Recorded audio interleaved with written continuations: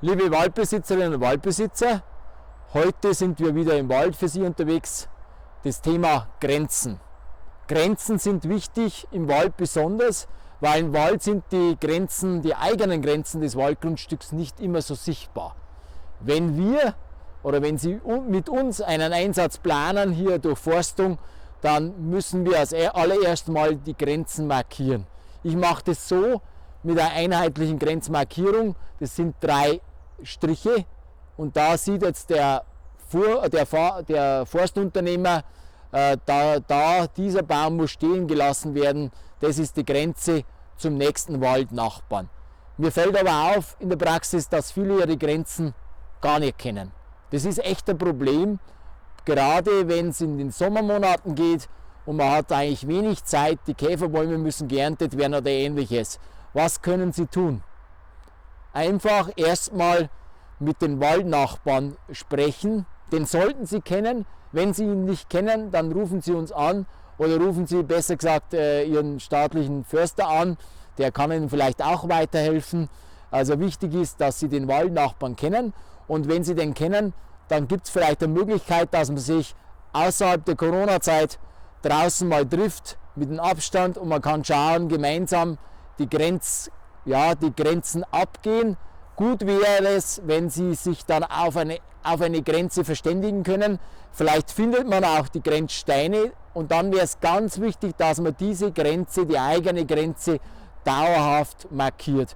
Es gibt draußen alle möglichen Grenzfarben, Markiermöglichkeiten. Das ist Ihnen überlassen. Wichtig wäre es natürlich schon, hier haben wir ein Grundstück mit 5-6 Hektar, dass man einheitliche Grenzmarkierungen macht. Es bringt nichts, wenn ich hier 3 Striche mache, da unten 2 Striche, woanders schreibe ich nur einen Namen hin. Also das wäre verkehrt, sondern Sie machen einheitliche Grenzmarkierungen und das können Sie über das ganze Jahr machen. Sie können jetzt schon Ihren Wald ein bisschen vorbereiten und dabei haben Sie auch ein gutes Gefühl, weil dann ist Ihr Wald in gewisser Weise besser überschaubar. Ja, bei Grenzen muss man wissen, dass man einfach Rücksicht nimmt auf andere Grundstücke. Zum Beispiel gibt es bestimmte gesetzliche Grenzabstände, Wald zu Wald, zum Beispiel ein halber Meter, 0,50 Meter.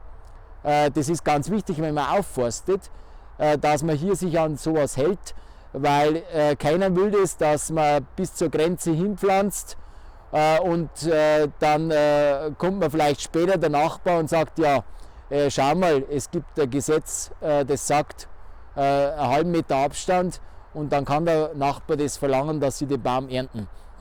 Genauso ist auch wichtig zum landwirtschaftlichen Grundstück, da sind es 4 Meter Grenzabstand.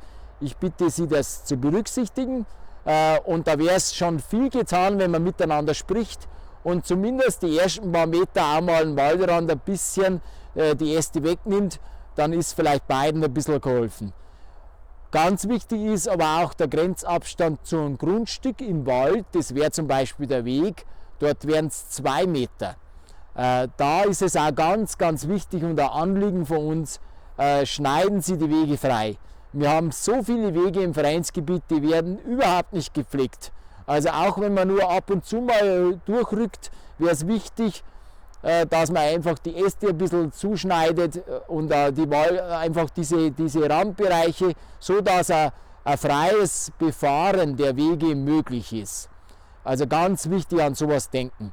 Bei Grenzen, da verstehen plötzlich die Waldbesitzer oft keinen Spaß. Ich kann mir das gut vorstellen und ich erlebe es immer wieder. Also hier wäre ganz wichtig, dass sie sich untereinander verständigen. Also es ist viel mehr erreichbar mit einem Gespräch miteinander, einfach wo man seinen Standpunkt festsetzt, aber auch gesprächsbereit ist und auch sich dann auch die Argumente des Nachbarn anhört und gemeinsam einen gangbaren Weg findet. Und ganz wichtig wäre es, dass man diese Grenzen, die man draußen hat, vom eigenen Wald einfach mal zu markieren und dann ist für jeden ersichtlich, aha, hier beginnt der Bereich vom Waldbesitzer 1 und hier ist der Bereich vom Waldbesitzer 2. Bitte, wenn Sie hier Hilfe brauchen oder Unterstützung, kommen Sie auf uns zu. Viel Freude im Wald.